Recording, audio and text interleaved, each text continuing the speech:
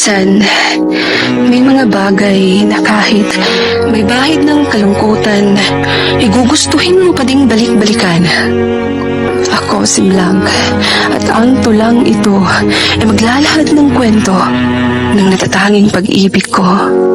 Nang nasa ikalawang senaryo ako ng aking kabataan nang ako ay matutong magmahal ni sa hinagap, ay di ko inakalang ito aking mararamdaman sapagkat para sa akin, ang pag-ibig ay isa lamang kahangalan dahil kung ito ay makatotohanan ni sana'y buo. Ang pamilyang ibig ko sanang makagisnan, subalit hindi. Mas pinili nilang buuin ang kanilang mga sarili at hayaang wasak ako at iwan na lamang kung kani-kanino. Sa gitna ng kalungkutan, sa di inasahang lugar, ang mga mata ko ay sumilay sa isang natatanging Ginoo. Ang mga mata niya ay mapupungay na tila baga nangungusap at ang kanyang mga ngiti ay animoy kumikiliti sa puso kong walang pakiramdam. Ulit ko'y bumalik at ang sarili tinapik kung ba't biglang ako'y naging lutang. Sa mapagbirong tadhana kami ay nagkakilala dahil mga kaibigan ay isa. Unang sulyap ay parang mahika na sa akin ay may tila biglang iniba. Isang araw, isang estrangherong mensahe ang sa akin napadpad at ang aking suriin kung sino ang nagpadala ay nagulat ako pagkat ang binatang pinahanga ako ang may akda nito, telepono, ang aming naging tagpuan, nagkakinunan, nagkaunawaan at ang pagkakaibigan ay lumalim ng di ko namamalayan. Unang pagtatagpo ay puno ng kaba pagkat di ko mawari ang dahilan niya kung bakit ako ay ibig niyang makita makaraan ang ilang buwan na tanging telepono lamang ang aming naging tagpuan. Para siyang anghel talaga na ipinadala ni Bathala upang ang pag-ibig sa akin pakilala. At sa ikalawang pagkakataon na siya aking masilayan ng malapitan, ang puso ko'y animoy nakikipagdigmaan sa bilis ng bawat pintig at nakalulunod na kilig at mas lalo pa akong nanginig ng marinig ang kanyang tinig na hinihiling ang aking pag-ibig at tanging malagkit na titig, matamis na ngiti at halik sa kanyang pisngi ang aking naging tugon na nangangahulugan ng aking pagsang-ayon. Sa bawat araw, nakasama ko siya, ay ramdam ko na ako ay higit pa sa pagiging mahalaga at ako ay nagmamahal na. Subalit dahil ako'y nasa pag-aaral pa at nasa panahon na rin ng pagkukulehiyo, ay kailangan na sa ibang lugar ako ay lumayo at ito, ang inumpisa na kaming dalawa ay magkakalayo. Tulad nung una, telepono, ang aming naging tagpuan at ang makasama siya ay minsan na lamang. Isang araw, siya tila biglang nag-iba. Usapin puro tanong, laging may paano at pwede ba? Paano kung wala na siya? Pwede ba nagmahal na lamang ako ng iba? Mga bagay-bagay at mga tanong na hindi ko binigyang pansin hanggang biglang tumawag sa akin at nagpaalam ng aking mahal ay may malubhang karamdaman. Ito, ng mga panahong ako ay madalang nakausapin niya at para na siya tanong, yun pala ay paray handa ko sa sandaling ako ay lilisanin na niya.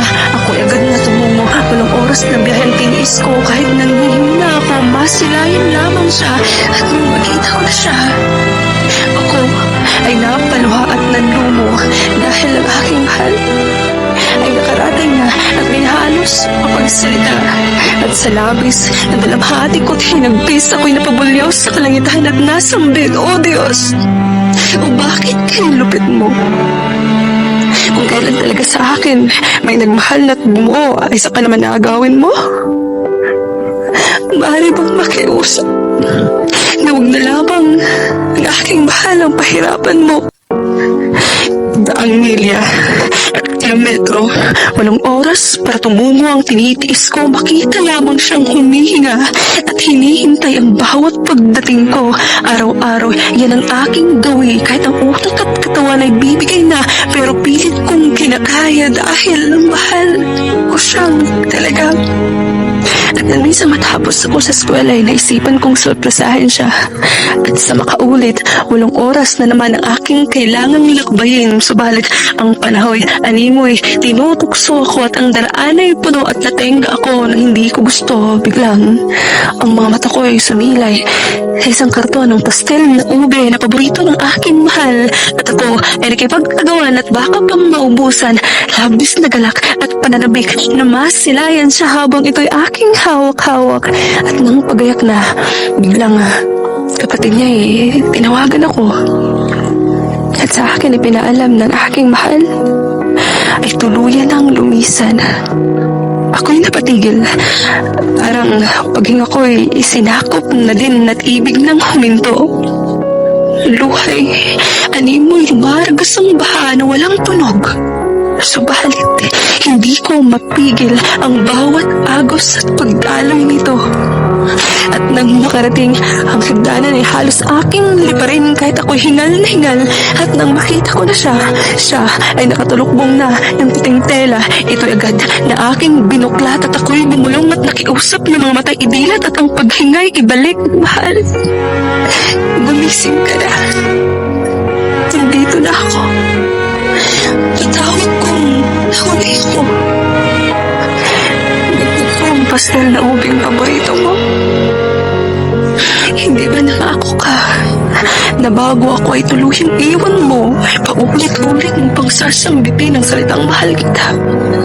Mahal kita. Mahal na mahal kita. At hindi ba nangako ka pa na kung buong pamilya hindi ko naranasan ito ay ibibigay mo dahil papakasalan mo pa ako at sabay pa nating lilibutin ang mundo, subalit ang lahat ay mananatiling hanggang pangarap na lamang dahil ako ay tulungan ko ng bilisan. Subalit kung ikaw ka lang talaga ay maaari ka lang magpahinga. Wala na ang taong tanging nagmahal at buo sa wasak na piyesang gaya ko. Siya ay tuluyan ng tumimlay. Bukas pa sa kanyang mukha ang patak ng kanyang mga luha palatandaan na ako ay sinubukang hintayin pa niya subalit hindi na niya kinaya. Sa huli, kahit si Kamatay pumagip na sa aming dalaway para sa akin, ang aming story ay mananatiling isang magandang alaala. Hiling ko na sana sa ibang panahon ay pagtutugin muli kami ni Badhala at hayaang magsama at tuparin ang mga pangarap na aming binuo. Namatig ko pagmahal ko na talaga ang isang tao ay walang distansya, oras o sitwasyon ang magiging dahilan mo para huminto ka at sumubong mahalin ang taong nagmamahal din sa'yo. At dito magtatapos ang kwentong napapaloob sa tulang ito na alay ko sa taong hanggang ngayon ay minamahal ko.